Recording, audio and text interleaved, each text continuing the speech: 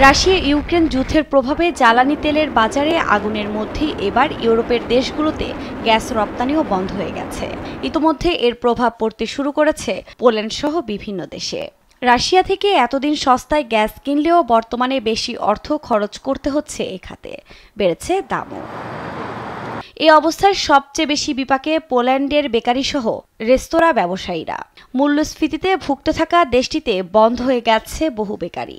মালিকরা জানান, Russian gas আগে সস্তা ছিল এবং গ্যাসের দাম বেশ স্থিতিশীল ছিল।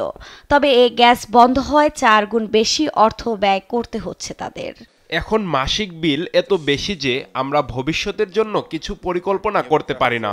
বিল দ্বিগুণ হওয়ায় আমরা বিপাকে পড়লেও ধাক্কা সামাল দেওয়ার চেষ্টা করছিলাম, তবে এখন তা 4 গুণ বেশি।